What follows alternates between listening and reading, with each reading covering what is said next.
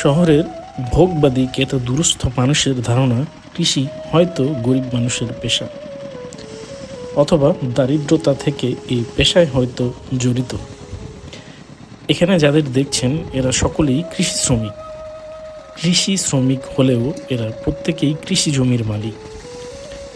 উত্তরাধিকার সূত্রে হোক আর কিনেই হোক, এখানে যাদের দেখছেন সর্বনিম্ন 20 কড়া থেকে 30 কড়া পর্যন্ত ভূ সম্পত্তি তাদের রয়েছে।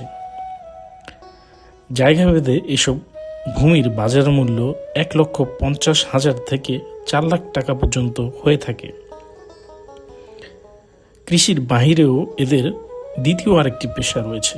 কেউ হয়তো মুদি কাঁচামাল ব্যবসায়ী, কারো বা খামার রয়েছে। এর বাহিরেও আরেকটি মজার তথ্য হলো, এদের পরিবারের কোনো না কোনো সদস্য প্রবাসে থাকেন, যিনি মাসে 15 কি 20,000 রেমিটেন্স পাঠাচ্ছেন। এই মানুষগুলি যদি চিন্তা করে কাল থেকে আমরা চাষবাস করব না, কাল থেকে আমরা চাল কিনে খাবো, তাহলে কিন্তু আপনার 200 টাকা কেজি চাল কিনে খাওয়া সময়ের ব্যাপার মাত্র। ভাবুন তো, আমাদের সমাজে কারা আসলে মূল্যবান?